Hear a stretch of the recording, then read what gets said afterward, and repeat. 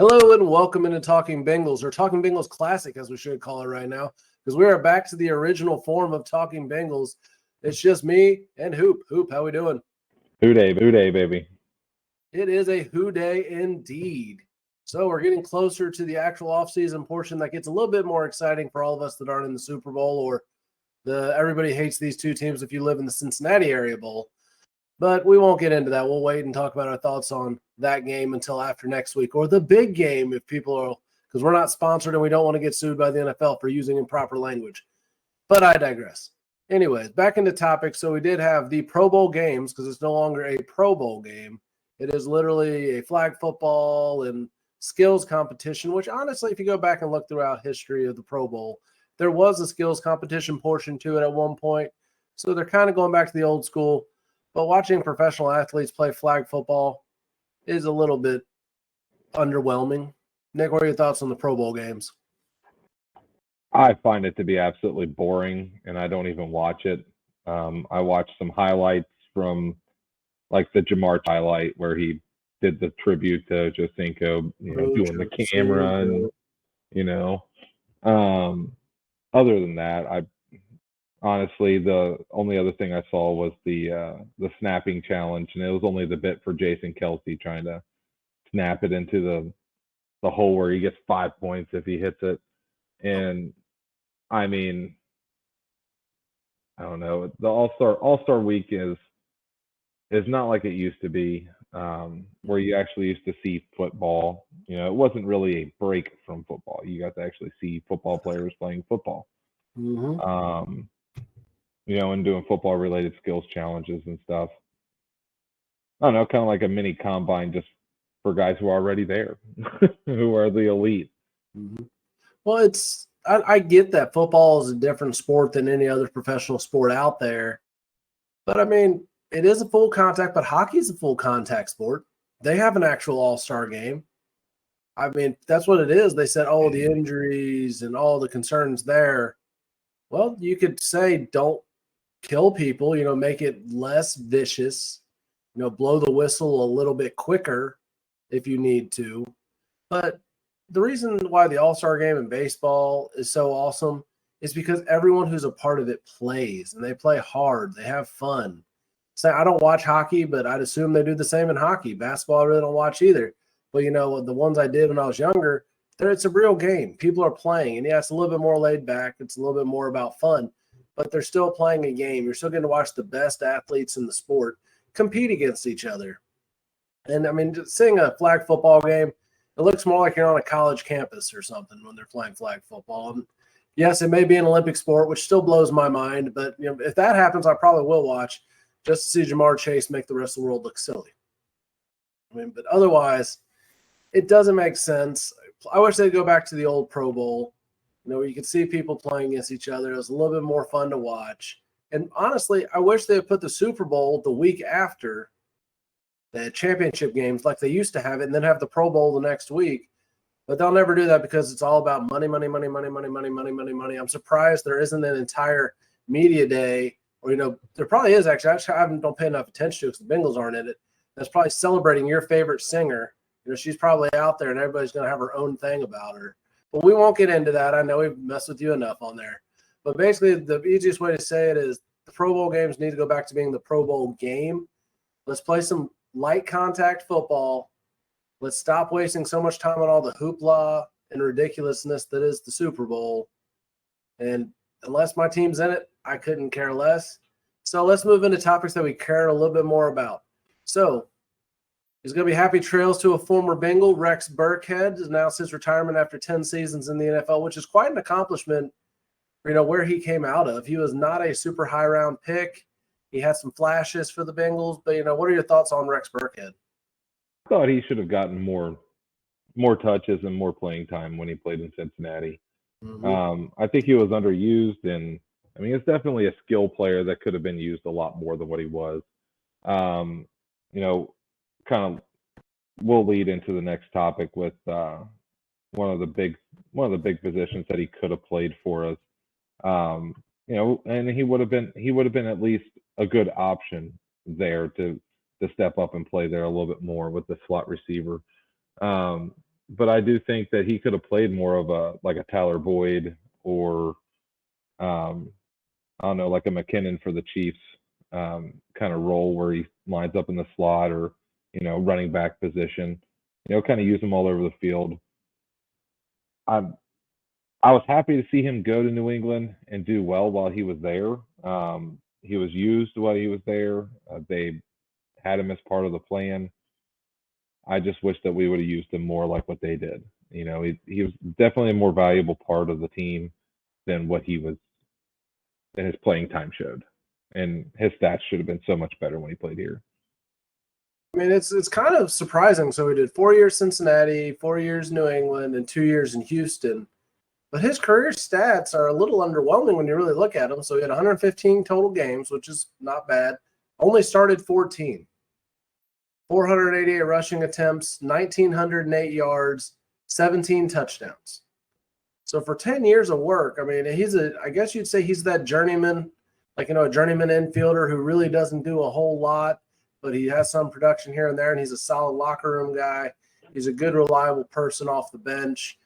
And I think he did have some years. His best years were definitely in New England. So he had over 1,000 yards in his 4 combined season in New England, whereas opposed to 375 total yards in his seasons in Cincinnati. So he got utilized a lot more by New England.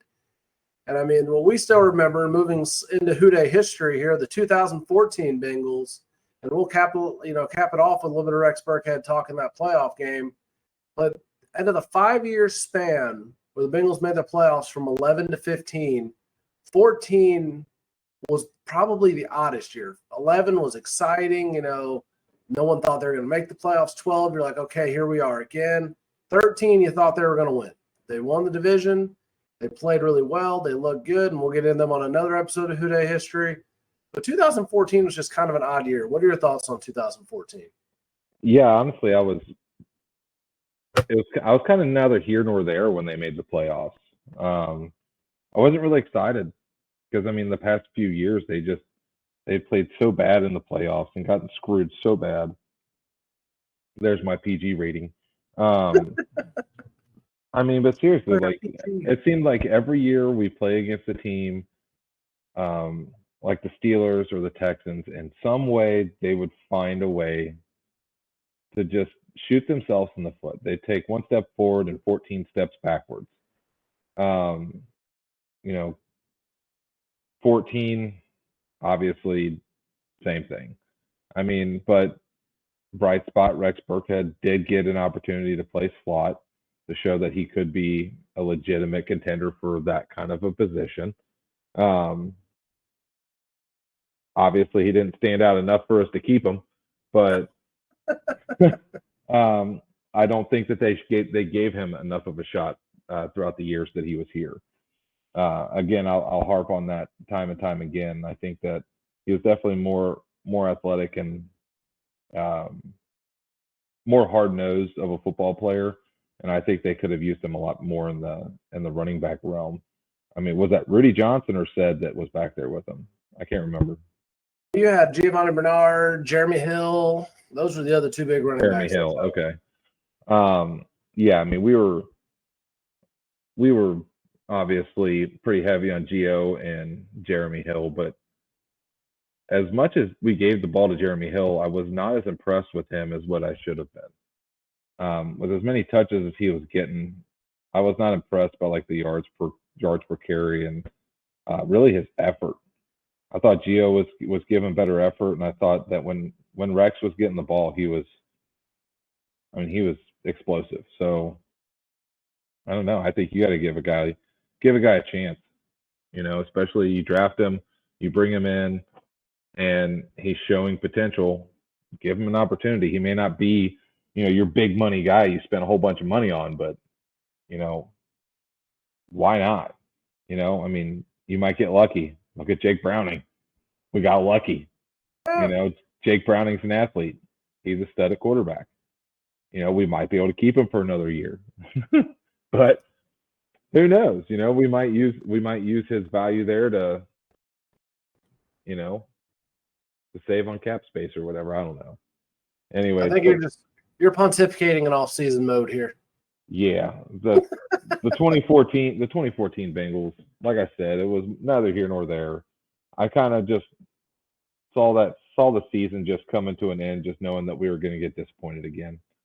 I was not excited about it at all. Now 2015, 2016, I was a little more excited about those seasons, but then again, got let down. So, I mean, if you look at that 2014, especially when you saw the playoff game, so no AJ Green, no Marvin Jones, Mohamed Sanu is your best receiver that's available, and he was a little bit banged up. So listen to some of these guys who caught passes in the playoff game. So you had Ryan Hewitt caught a pass. Kevin Brock caught a pass. I've never even heard of those guys. Kobe Hamilton was targeted, did not catch a pass, but was targeted twice. Greg Little was targeted once. Brandon Tate was targeted 5 times. The last 3 guys had 0 catches. Andy Dalton on the day was not great. Won 18 completions for 35 attempts, 18 completions for 155 yards, no touchdowns, no interceptions. Very bad day. It was 10-26. I mean, so you had no real receivers. Rex Burkhead did have 3 catches for 34 yards and a long of 26. But it was a long shot that they were going to have any chance in that game. And I mean, honestly, the whole season, when you think back to it and look at it, it was kind of a weird year. They were only picked, win 8.5 games, so they ended up performing better than what people thought they were going to. But still, not great. It really wasn't something that you want to look at and remember because it was just not a game or not a season that was good to think of. So started off, you had to do against the Ravens, looking pretty good, end up 3-0 at the bye against the Titans. Then you had a weird tie against the Panthers, so that was odd with Cam Newton. And then it's just kind of pedestrian down the streak, 4-2, 5-2, 6-3, 7-3. And it just kind of drug on and drug out to the end of the season.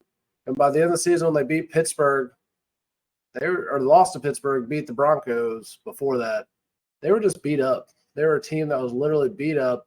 They were running out of receivers, a whole bunch of no-names. I mean, I'm kind of curious to know more about this Kobe Hamilton guy because I don't really remember him. He could definitely go in obscure former Bengals. But I'm wondering what more his story is. And since it's the off season, we can take a quick second look into that because I'm just curious at this point. We ain't got nowhere better to go, correct? I have no clue who he is. 90% of those guys, I know Brandon Tate. He was around long enough. He was around long enough you'd remember him, but everybody else, okay. So I'm going to have you take a guess at where this guy went to college. Let's hear. Who? Hamilton? Yeah, Kobe Hamilton. On Brigham Young. Let's see. He was from YU. Arkansas. Let's see how his career panned out. 14 games, 18 receptions, and 2 touchdowns. Way more than I have, but not great. So he literally played that playoff game for the Bengals, then played 11 games for the Steelers, 3 games for the Texans, and was bounced from the league. So I think we'll come into this as an off season and call it, random former Bengals. And we'll just every week come up with a new group of Bengals and talk about 2 or 3 of them and be like, these are random guys that were Bengals at one point that nobody would remember. I mean, I consider us pretty diehard fans.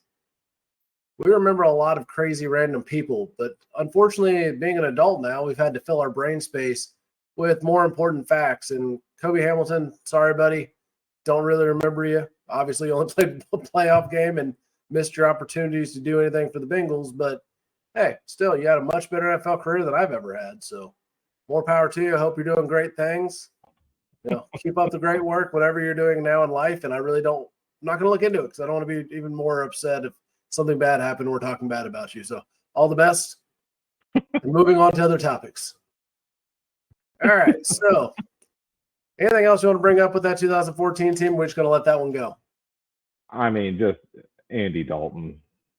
Don't get me started on Andy Dalton. We should have known by 2013 that Andy Dalton was not going to be the quarterback to win as a playoff game.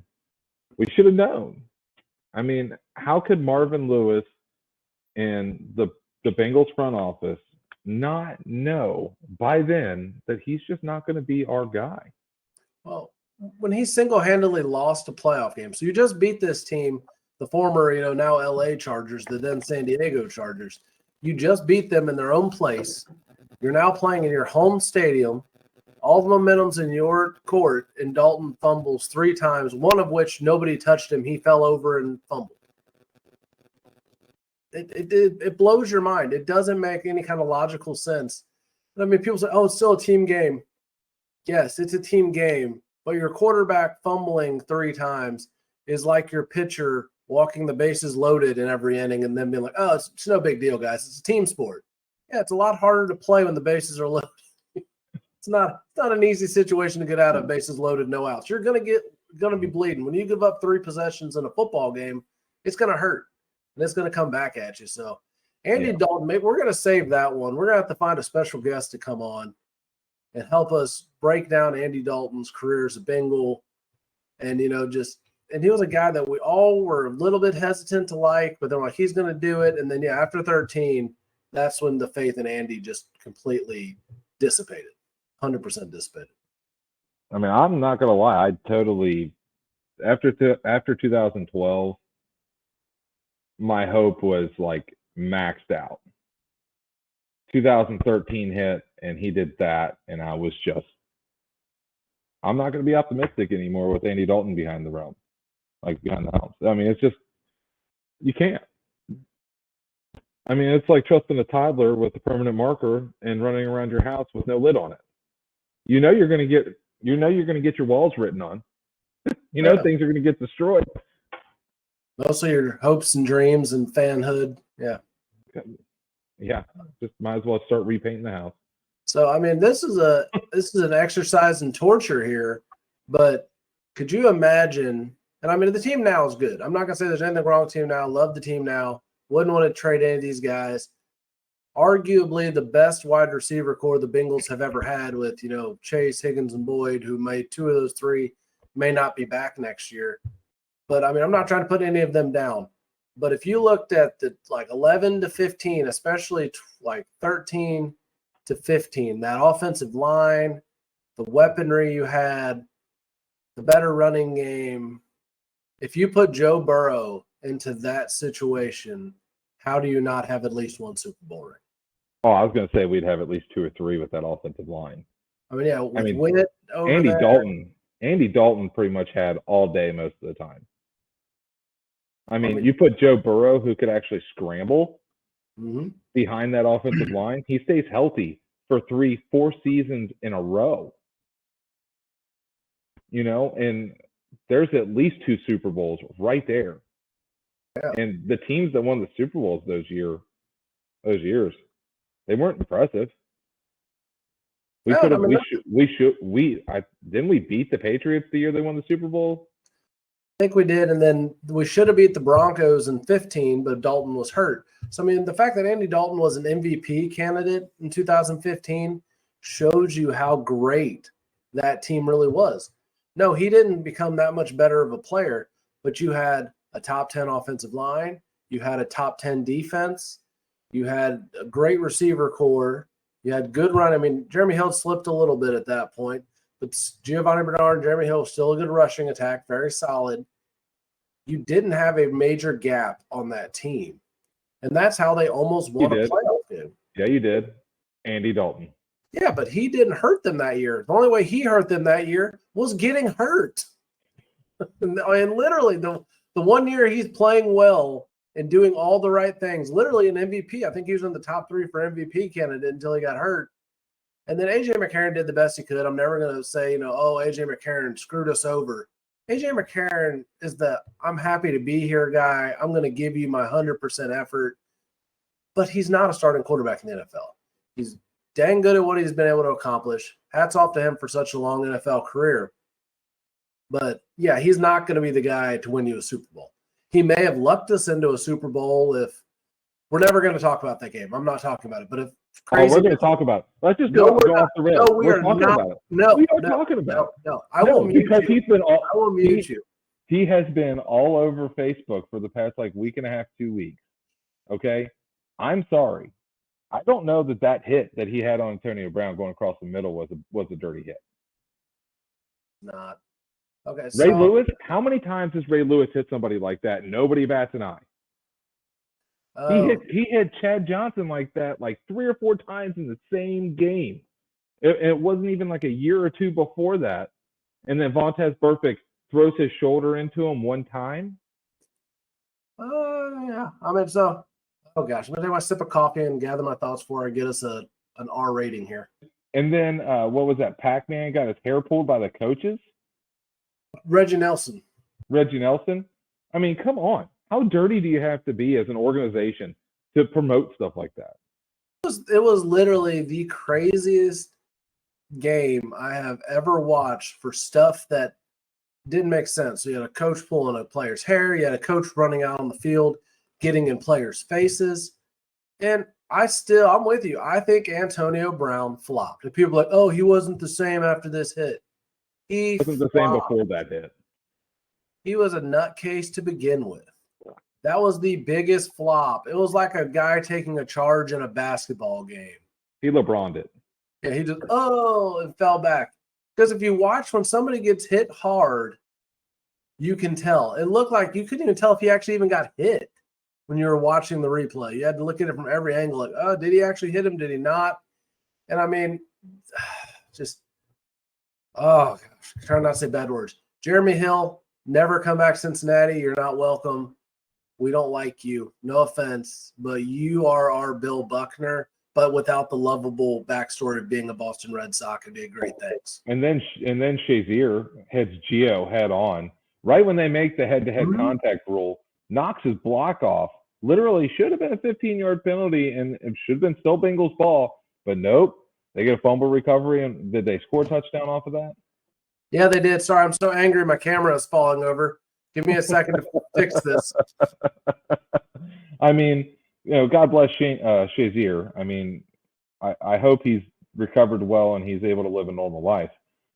But, when you hit somebody head-to-head like that, and you literally just make a rule to ban head-to-head contact, and you literally just called Burfict for throwing a shoulder at someone's head, literally you had forehead to forehead, leading with the helmet, and you don't call it. And okay, we are going down this road because the railroad tracks. We're on the railroad tracks to go away from what we're actually talking about so far. The 2015 Bengals should have been the first team to win a playoff game since the early 90s. Should have happened. It should have been. I mean, the go back really quickly to the game we should have never spoken of because now I'm going to have nightmares tonight. Thanks a lot. But looking at that game, Giovanni Bernard talked about it the very next season. The refs actually came up to him later, I don't know how much later, but said, yeah, that should have been a 15-yard penalty. And he literally told the guy to F himself. What good is that going to do me now? Which is 100% true. I don't want your apologies. I mean, maybe it makes you a bad sport or whatever else. But I mean, even as a teenager, I remember I played in a baseball tournament and I got called out on a strike 3 that literally bounced in front of the plate. And we ended up winning the game, luckily. But, the umpire came up to me afterwards. Oh, that was ball 4. A lot of good it does me now, man. Yeah, we knew. We knew that then. Some people say, appreciate your apology. But no, if you knew it was ball 4 or you knew it should have been a 15-yard penalty, you do something about it in the moment. Throw a flag later. Say, whoops, sorry, it wasn't a strike, it was a ball. Whatever the situation, I don't care about my situation that much anymore. I'm not a 17-year-old kid. But, if you, instead of apologizing when your apology is literally worth nothing, absolutely nothing, make up for it in the moment. So to me, if an official ever apologized to a player for a bad call, then you know what? That official should be fined. They need to be fined. And, especially if it has ramifications, people say, oh, it's just a game. It's not just a game. It's a lot of money. You got people gambling, which I don't give a crap about. You lose your money, you shouldn't gamble. But, for fan bases, And people have dedicated years and dollars and everything else for somebody to come up later like, yeah, I really screwed up and I made the wrong call there. That means absolutely nothing. You can't get it's like the poor guy, was it Galarraga who threw the perfect game and the guy missed the call and he's like, oh, I'm sorry. Well, you know what? That guy's going to go down as a one-hitter in the record books. Nobody remembers one-hitters. And he had a perfect game, and there's nothing. They will remember how he should have had a perfect game, and that umpire was just awful. Yeah, and I mean, I get mistakes happen, but you know what? Couldn't they have just now in this day and age it would have been challenged, and they'd have gotten the call right. But do a huddle, call the umpires together. Hey, what did you all see? Because the second base umpire doesn't have quite the same angle, but he could still see the play.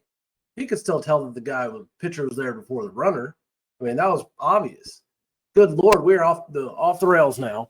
We're way off track. Sorry, getting us back here. Get me talking about the game that should never be mentioned, the meltdown at Paul Brown. And I mean, talk about that's what we're calling this episode, the meltdown at Paul Brown. Well, see, I was actually going to call it "How Do You Like Me Now" in honor of somebody we're going to talk about later. But maybe we will talk about things. The Bengals are better than the Steelers, even though the Steelers made the playoffs. They still suck. No love for Pittsburgh at all. None. Zero. Not even begrudging respect anymore. Just scumbags. Scumbags. Man, I'm way out there tonight. You got me all riled up. Now I'm just maybe we're gonna make this call. This is the R-rated episode. Heck yeah. We're just going there. No, yeah, but when you look at the 2015 season, I mean, that was the total package. Mm-hmm. And then, I'm still, looking back, it was all bullcrap and everything. But at the same token, at the end of the game, I wasn't surprised. I wasn't surprised that, the Bengals got screwed over. I wasn't surprised that the dirty calls were called against the Bengals and nothing dirty was getting called against the Steelers. I wasn't surprised at all. And didn't the Steelers win the Super Bowl that year? No, the Broncos did. Oh yeah, those Broncos. Okay. The Broncos that were very easily beatable. Yeah. And I mean, the Steelers wound up, winning because of that fumble. If you ever listen to Steelers fans, though, the Steelers didn't win the Super Bowl because Montez Burfict's the dirtiest player in the history of the NFL, even though Hines Ward played for the Steelers. Joey Porter played for the Steelers.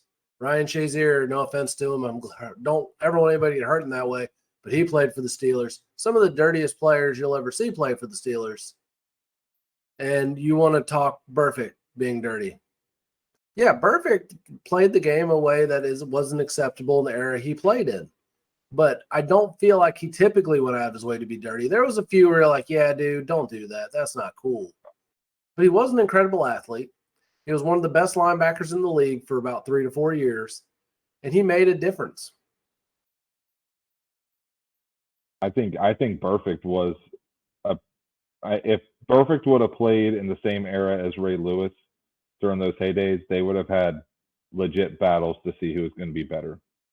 Yeah, I mean, if you played any time from before 2008, and any time before in NFL history, he'd be a Hall of Famer. I mean, he'd been an absolute monster. People would have been terrified of him. I mean, you talk about some of these old school guys, just watched a video on Facebook the other day of Reggie White literally picking up Chris Carter and throwing him 10 yards. That was hilarious. That would not be allowed in today's NFL. Like, if you did that now as a defensive lineman, that's a 15-yard unnecessary roughness or some other. Yeah, he'd be thrown out of the game. Yeah, but I mean, back then I was like, get out of here. Just pick him up and throw him out of your way. And that's how Burfict would have thrived. I mean, like Bruce Smith, another guy just destroyed people. Lawrence Taylor. Yeah, I was about to say. Like those kind of guys. That's what Burfict was like. And those people are held in super high regard. They're, amazing athletes. And Bill Romanowski. Bill Romanowski had a few other. He did spit on a guy, which was never okay. He was not exactly the cleanest player, but the way he played was hard-nosed football, though. You go out and you win the game. It's just that was how football used to be. It was. I mean, perfect. Like I said, he just played in the wrong era. Like we talked about a while back with Peter Warrick. Peter Warrick would have thrived in today's NFL, where it's much faster. I wouldn't say he wasn't physical, but the way the style of play is, he would have thrived a lot more than he did in his heyday. And if you take a guy like Tyreek Hill and plug him back into those days, he would not be the player he is. No, he would have gotten crushed going across the middle. Mm-hmm. They would have just laid him out just to lay him out. Yeah, I mean, it was a different league, different rules, different ways things happen. And, yeah, I mean, being a Bengals fan is just a life of misery. That's what I always tell my kids when we watch a game together and it's disappointing is, welcome to a life of misery. You're going to be disappointed a lot. Hopefully not. I mean, but this season kind of brought us all back to reality. So 21 was an incredible ride. It really was. And since we're going all these uncomfortable and not fun places, 21 was a great ride until the end. And then that's one of the most disappointing days of my fanhood ever, if not the most disappointing day. And, finishing second place shouldn't feel that bad, but it does. And then last year, they were Chase was wide open. All he needed was a half second more, and Burrow would have just nailed him wide. It was wide open, touchdown, game over, we win. Yeah, this hurts. Why are you doing this to me in February? There's not even anything to watch to get over this. Why are you doing this to me? Misery loves company, Casey. Yeah, Misery golly. I'm having a day. Well, I think we might just have to call this seasonal depression. That's what we're going to have to call this episode, because that's really where we are right now. Let's relive every negative Bengals moment. I was there when Palmer got his knee blown out. You want to talk about that? Let's talk about that one too. Why not? That's Steelers. Steelers again. Guy intentionally rolling over his knee. Man. So how old would we have been in 05? Like teenagers, youngish teenagers, middle-ish teenagers? Like 16, 17. 15, 16? Somewhere in that range, yeah. I remember I almost punched a Steelers fan in the face because remember the people at the season tickets next to us? Yeah. They sold their playoff tickets to Steelers fans. And the guy wasn't an obnoxious Steelers fan. Don't get me wrong. He wasn't bad. For a Steelers fan, he wasn't bad. But when he didn't cheer when Palmer got hurt, he was classy. But I was just getting more ticked off as the game went on, because it was, of course, a terrible game for the Bengals. And every time he cheered, I was just like, I want to punch you. I want to punch you so bad. But, of course, I didn't, because I was not going to get arrested at that age. That didn't seem like a good idea. Or any age. You should never get arrested, kids. It's bad for you. But, yeah, 2005. You could feel the air just go out of the stadium. Like, big play, big catch by Chris Henry, and then John Kitna. Oh, yeah. Hey, John Kitna. There were worse quarterbacks than John Kitna in Bengals history. Don't even make me start. John Kitna was not terrible. He didn't play great, but he didn't play terrible. Yeah. The defense didn't really help out too much that day after Palmer got hurt. But the quarterback position really did matter. And Palmer, a lot of people don't, like the younger generation fans, don't really even remember Carson Palmer as a Bengal. But he was never the same player after that injury. He was on the Manning Brady level prior to that injury. He was a superstar. He was a future Hall of Fame caliber quarterback, and he was going to have winning quarterback out of college. Yeah, I mean, but he was just amazing. And then after that, he was meh. I mean, even the year that they won the division in 09 and the 010 playoffs, he wasn't great. He was good, but he wasn't great. That was a good defense, and that was a team that I still don't know how we lost to the Jets. Let's just talk about that one too. Let's just go for it. The Jets game. I've never been more surprised at losing a playoff game in my life. And I literally got put in a headlock by a Jets fan in a fight with a different guy for like 5 seconds, and luckily I got away. Like, what the hell? What the heck? Dang it. PG-13 now. PG-13, yeah. But I mean, it was just a game. Yeah, it was a game where you realize that the Jets have some of the most obnoxious fans in sports because they suck. But it is what it is. I mean, yeah, we're off the rails on this one, and we're just misery loves company. Seasonal depression will definitely end up being the title. It's just bad. But yeah, so between 05, the 2010 playoff game, 11, 12, 13, 14, 15, the really bad years from 16 to 21, and then all of the years before 05. It has just been a rough ride as a Bengals fan. And, you just want that ring so bad. You just want them to get that ring, get the trophy. Right. Let's talk about something that's going to help us get that ring. And I think that topic is going to be at the wideout position. What our original topic for right now is supposed to be. Let's bring it back. Let's reel it back. Let's get back to one topic for a minute, and then we can derail again.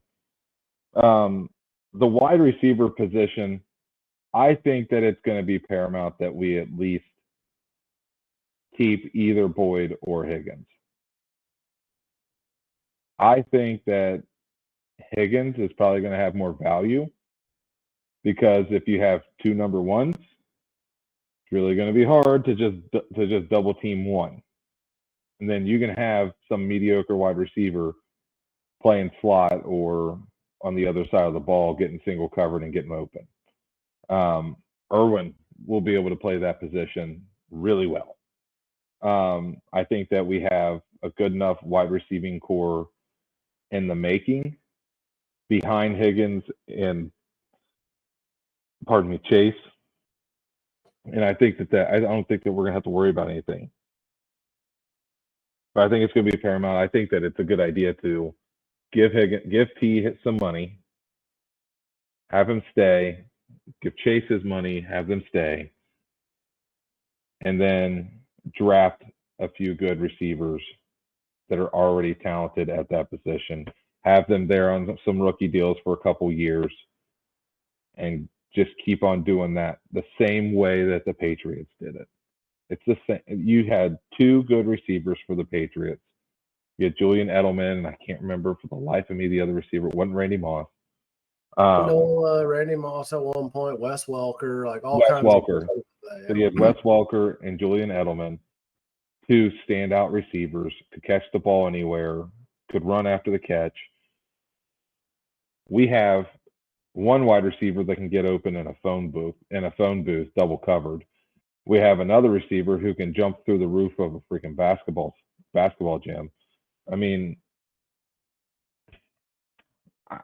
just throw the ball somewhere out in the middle of the field, and Jamar Chase will run underneath of it, and then throw the middle of everybody, and T. Higgins will jump up and high point it. I mean, you have two threats like that. You can't just focus on one, and I think that opens up the passing game everywhere, on top of successfully running the ball. But at the wide receiver position, I love Boyd. I hate to see him go. He will do well wherever he goes. Godspeed. But I think that looking into the future, I think T. Higgins is more important to keep. I'm very hesitant to want to keep T. Definitely, if we keep him, it's going to be on a franchise tag. My biggest concerns, and everybody's going to say, oh, he had an off year, he's up and down. Well, that happens. That's something that can happen to all athletes, It was just a year where, start off with shaky confidence at the beginning of the season. He had some bad games, but then he also had some superstar plays. The reason I'm hesitant to want to keep him around is because of the injuries. He's never healthy for an entire season. There's always an injury here or injury there. And, with Chase and Higgins on the same field with Burrow, that's dangerous, extremely dangerous. But how often do you get that? It was for less than 400 snaps, I feel like, this season, if I remember right what I heard. And that's not okay. You're paying them a lot of money. He would get $21 million for one season.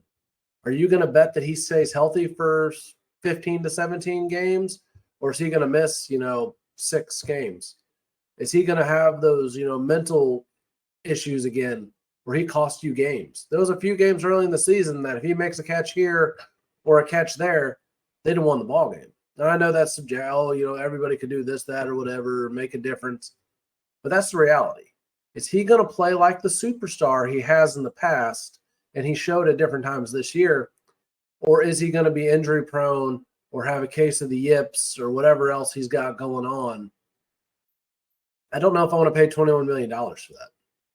It seems like a very big risk. And if he's out, you lose Boyd, which I don't think Boyd's coming back anyway. I just think he was another one that he either flashed and looked great like his old self, or he looked like crap. If we're just going to be flat honest, he either looked great or he looked terrible. There was not and that's kind of how that last game went, wide open. Could have caught it and ran for, a 50-yard, 60-yard touchdown in his last game as a Bengal. And he drops it. Nobody around him. He just drops it. The one against the Texans literally hit him in the face, went through his hands, hit him in the face, dropped it. He had a great catch against the Vikings. But, it's one of those, he went from being the most consistent set of hands on the team to pedestrian. And it's just, don't know. And the last time the Bengals lost two of their big three group of receivers, it was terrible. We went to A.J. Green and the Sisters of the Blind for several seasons of trying to figure out who else could play wide receiver.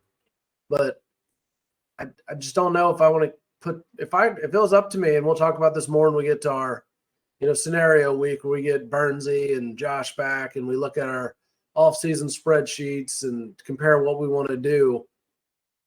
They don't give us the option to tag and trade on there, but I think I might tag T. Higgins and then trade him. Trade him outside. A first-round pick this year and a second and third next year.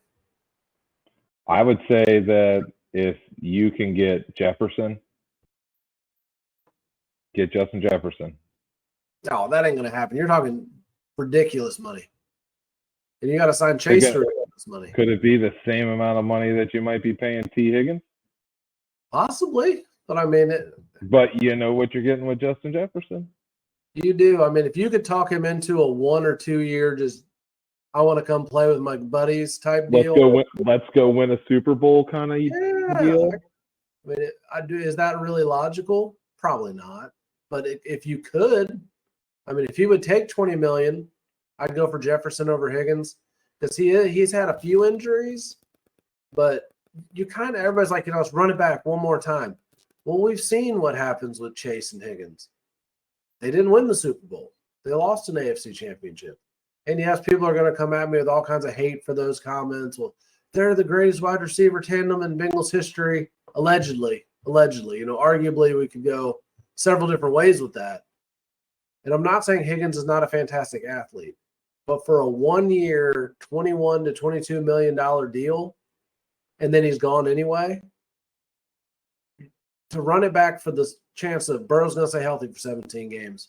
The defense is going to get it all figured out. It's a gamble that's they're doing something the Bengals never like to do, or at least they say they don't like to.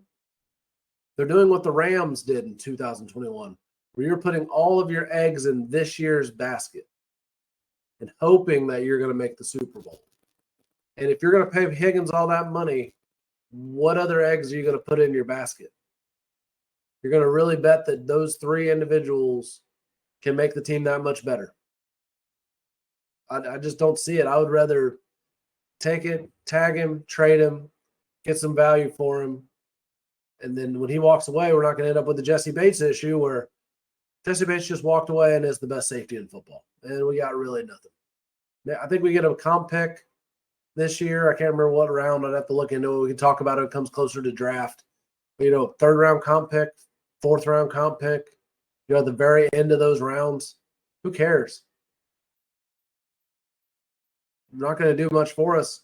You're not going to replace the best safety in football with a third or fourth round pick unless you get really lucky. So I know we're a little different on our thinking there, but I don't know. I just don't think Higgins, it's the definition of insanity. I know I'm going on here forever, but you're just doing the same thing over and over and over again, expecting a different result. It's crazy. I don't think that you're expecting the same thing over and over and over again, though, because I think that you're looking at completely different offensive lines when you're looking at the 21 team and this past year's team. You're looking at a different Burrow, someone who's working on a calf injury, someone who's then gets injured again halfway through the year for a season-ending, injury. And quite honestly, Pollock needs to just step down. Someone else needs to take on the offensive line because obviously his schemes are not working. And I will say that every single time I have a chance. When you have an offensive line and the core of the offensive line are guys who can prove, who have proven to be great offensive linemen, and they're just not doing what they have done previously, you're putting a square peg in a round hole. And Pollock is the square peg. Oh, we're following now. Yeah. Let's remove him, right? Let's remove him and get that circle peg. Get somebody who fits in with that offensive line scheme that can help with protecting Burrow and getting a rushing attack moving forward to balance out the offense. So that way Burrow's not getting blitzed by 6 guys coming at him with 4 blockers. Yeah, the offensive line. Now we're just going right back into sad subjects here. We talked about, at least relevant things. Now we're talking about sad relevant things. And the offensive line, I keep hearing the arguments, they want glass eaters, these big, huge, gigantic guys that are people movers and great pass blockers. And yet you see, don't even want to say his name, but a guy who plays for a team that I despise run right by people. A guy I respect a lot more than the first guy I mentioned, but still plays for a team I dislike, run right by people. You're getting these huge people movers who can pass block, and yet they're not pass blocking very well. And they can't run the ball to save their life. They literally, the Bengals have not had a good hole opening offensive line since Whitworth. Let's be honest, they haven't. Not arguing that one. They've not had a good offensive line since Whitworth. They don't have the ability to draft offensive linemen. So I appreciate the fact they've gone out and signed them. People say, oh, Jonah Williams had a good season. Yeah, he had a good season when he got demoted to right tackle. And he did fine. He's going to make a lot of money in free agency. Congratulations, Jonah. Best wishes. Do great things wherever you go. But the last offensive lineman that they drafted who was really good and made a big difference, probably Whitworth. I literally can't think of another one that made that big of a difference. Billy Price, first-round bust. Jonah Williams didn't live up to his first-round tag. Let's go back even further and depress ourselves. Cedric Ogbuehi. What the actual heck was that? And then back up, not with one bad tackle, but then add Jake Fisher. And you just talk a whole wasted draft of 2 bad tackles. Neither one ever did anything functional in the NFL. I think Ogbuehi's still around on practice squads, bouncing from team to team. But you were a first-round pick, and you just couldn't even amount to a rotational player. And before that, Andre Smith. He should have been better than he was. He at least stuck around for a long time. He did the best he could, but he should have been so much better, with the position he was drafted at. So the Bengals front office does not know how to draft offensive linemen. And people say, well, look at Cordell Volson. Cordell Volson is a marginally serviceable guard. And if you say he's anything else, you're full of it. He's not the worst guard in the league, but he is definitely a liability on your offensive line, 100% liability. And if you say otherwise, you're living in dreamland.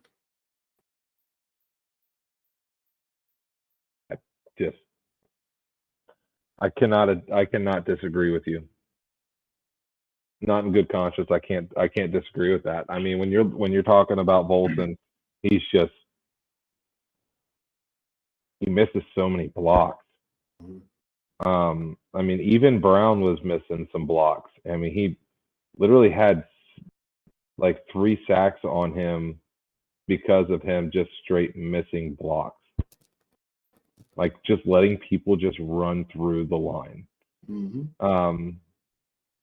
The last game that mattered of the season, we're down on the goal line and go for it. And the guy he's supposed to block runs right by him.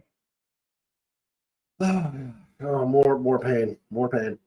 Like that needs to go. I don't understand. One, let's talk about that play call because, like I said, we're already in seasonal depression. That is the title. We're officially going with it. Why in the world did you go with that play call? But again, how many times, and maybe I just don't watch enough other NFL football at this age. I don't pay attention to other teams like I used to. But when the Bengals run a play that people know they're doing a running play, there's people 5 yards in their backfield. But when the other team is obviously running a running play, most of the time against the Bengals, they're successful. So I'm like, okay, are we just that bad? Because, it's 1 yard. It's literally push your guy out of the way and let us get 1 yard. And your guy's getting tackled 5 yards behind the line. The blocking schemes. Lack thereof. That's all it is. It's the lack thereof on blocking. Like, I played high school line, and I mean, I loved our offensive line coaches in high school. I would take them over Pollock any day. Give them several millions of dollars to coach the offensive line and draw up some schemes because they did a lot better than what Pollock has been doing. It's pathetic. We got to get to happier topics. But before we get to happier topics, we do have a random topic that's not so happy. So America lost a great singer and patriot. And Toby Keith, hats off to him. We're going to do a quick moment of silence. Keith, you're a great American. Thank you for the patriotic influence. I know it always meant a lot to the troops when you actually would go overseas and not just perform at the safe places, but you'd go to some of the most dangerous places in Afghanistan just to bring people some, morale and some joy. You actually took indirect fire coming at you, which most celebrities never do. You're an American's American. You're a man's man. And the world is a lesser place without you. So our thoughts and prayers with your family. And, just thank you for all the great things you did for America, Toby Keith. Sure. We'll move on to a few happier things. So we did have a birthday here on Talkin Bengals. He's unable to be with us tonight because we had to upgrade him right after last week's episode from the day-to-day to the 14-day DL. So hopefully he's back next week. But happy birthday, Bernsey. We couldn't ask for a better social media coordinator and tech guru who does all kinds of cool things with tech that we don't understand what you do, but we appreciate that you do it. Thank you, Bernsey. Happy birthday, buddy. Yep. So we've had a lot of people give him shout-outs on the Facebook page with a Who Dey. So if you want to wish Bernsey a happy birthday, just go on there and like and comment Who Dey, and that'll make his day. And then looking at a few other things we got coming up, random happy topics. Let's see. This is just us tonight. We can come up with something really crazy. So I'll see what you got on the table. Oh, random happy topic. Can the Super Bowl end in a tie? Yes, that's what I'm rooting for. I don't know. I've never read the NFL rulebook that thoroughly to know what if you just keep going to overtimes until somebody wins. But yeah, that's what we want. We want it to be just end in a tie. Nobody's crowned the Super Bowl champion. It's not a co-champion. It's a no champion. Yeah, no champion year. Yeah, like there was no champion. They both equally stink. Don't wish anybody to get hurt. So maybe somebody's tour bus gets a flat tire. They can't make a certain game. What, you don't want to see them 50 times? I would rather watch football. I mean, I'd rather watch paint dry, which is what I might do. No, I'm gonna watch the game because I love football, but I don't know if I can take the 50,000 times every time Travis Kelce catches a football, they show her just celebrating, or even when Patrick Mahomes somehow miraculously gets out of the pocket with 14 guys hanging off his shoulders. And then they show Taylor Swift, even though literally no connection whatsoever to Taylor Swift just happened on the field. But they brought in a lot of money. That's what I'll say. So it's the amount of backlash, and I mean, the NFL is an interesting business model. They really go away from their own demographic quite a bit, but they just pulled in a whole new group of people. And the Kansas City Chiefs are probably the happiest organization in the world right now because a whole bunch of morons who know nothing about football are buying Kansas City Chiefs gear. But I digress. I mean, it's just miserable. Thought we were doing happy topics. Why are you bringing us back to depression? Just please, let's make the Super Bowl about the guys who've worked their tail ends off to get there, and let's show them and showcase their athletic prowess. Let's not show some random person who has no bearing on the game. Oh, actually, you know what? The funny thing, we should totally parody this. And I'm not gonna say that she who must not be named. She's worked really hard for her stuff. She's done really hard. But at her concerts from now on, every 10 seconds, I want them to go to Travis Kelce. Yeah. And just keep Travis Kelce. Yeah. And then her fans will be like, why do they keep showing this guy over and over and over again? I want to see Travis Kelce instead of her. But I mean, that's the funny thing. That's why when people are like, why are you upset about this? Well, do you want to see Travis Kelce instead of Taylor Swift if you're a Taylor Swift fan? No. As a football fan, you want to see football, not. I do have to admit, all right, Jason and Travis Kelce, they have a pretty hilarious podcast. All right, their New Heights podcast. Shout out to them. I'm sorry, Jason Kelce is hilarious. Man's man. Godspeed to him in his retirement. I hope he enjoys it and he stays healthy for a long time and enjoys his family. Hilarious podcast. I mean, I'm not naturally funny like him. But man, Godspeed to them, man. I can bring them. I will forgive them if they come on as a guest on this podcast. So I'm just saying, all is forgiven if you come on the Talkin Bengals podcast. We could have Jason Kelce or Travis Kelce on this show, just on our podcast. Even just hey, how's it going, guys? Even if they were like, screw you, Bengals fans. I will actually put that out there. Travis Kelce, if you want to say screw Talking Bengals, we will plug you every single episode. You will be on here. And we'll put it on a t-shirt too. We'll take any publicity. We're not shy. Oh man, I don't want to go that far. But I mean, but seriously, I mean, their podcast's hilarious. But random, I'm kind of drawing a blank right now. Casey, throw out an idea. All right, so here's the idea. Since we talked about it earlier, random Bengals players from our entire fanhood. But the rule is you had to at least watch them play. So you can't go like so-and-so from 1972. So basically, if you remember the guy, and you have to be honest, if you don't remember the other person's guy, it's kind of like never have I ever. You got to put up your 5 fingers. You don't have to show them on screen, but you got to have them up. And if you name a player that the other person doesn't remember, you have to put them down. And if you get called out, you have to explain how you remember the person. And they have to be from 1995 at least to now. I'll go first. Brian Simmons. Who? Brian Simmons.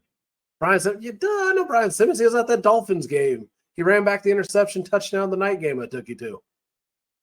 Oh, okay. That's the reason why I remember him. All right, let's go with the fun one here. Sam Shade. Yeah, there's one. I think I'm going to win. Yeah, you're probably going to win.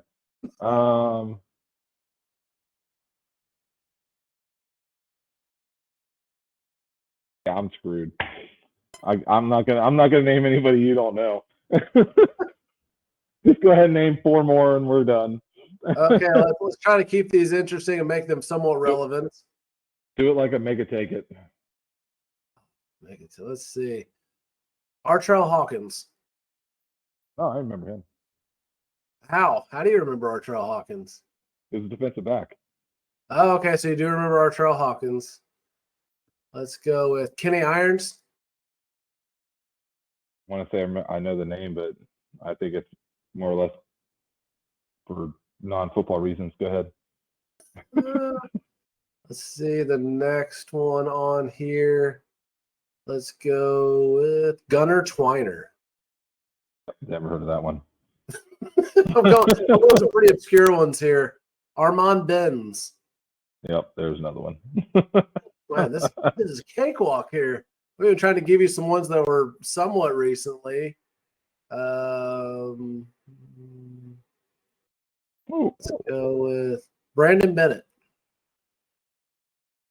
He was a running back, wasn't he? Tab Perry. Ooh, Tab Perry. Is he a special teams guy? Did play a little bit of special teams. Okay, you're staying alive with that one.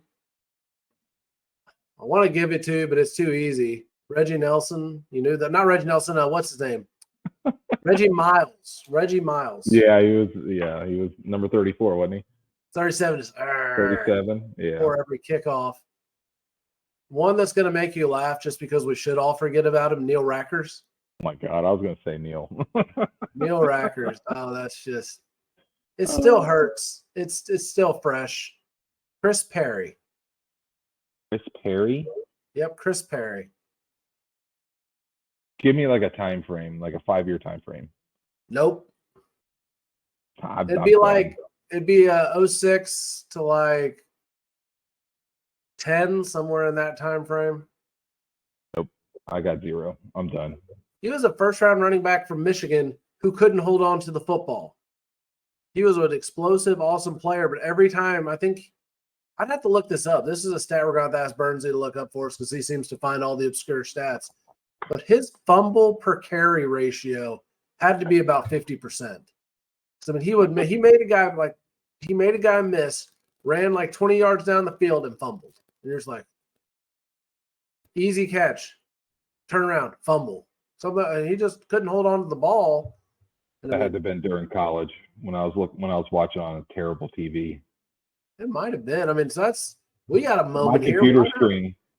My computer screen that I'm using right now is bigger than the TV that I had in college.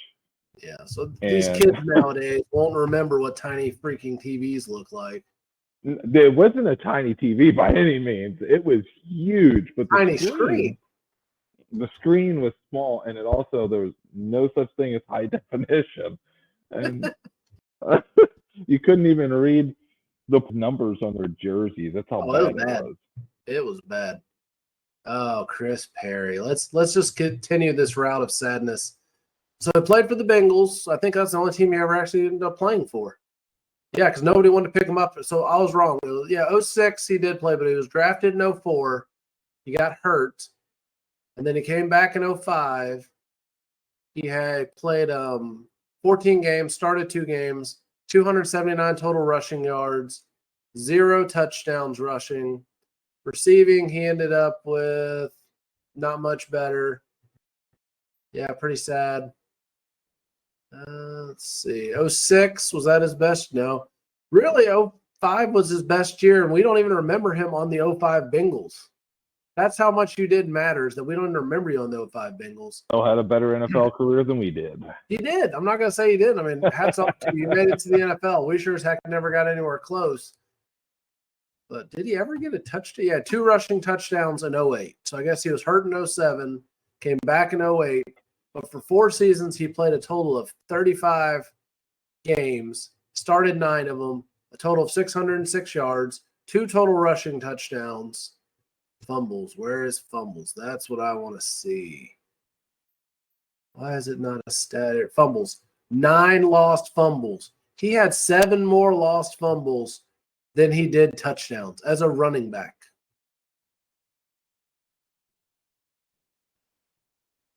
And guess what pick he was overall? Nope, 26th. He was the 26th overall pick of the 2004 draft. And you had 2 touchdowns, 2 total rushing touchdowns,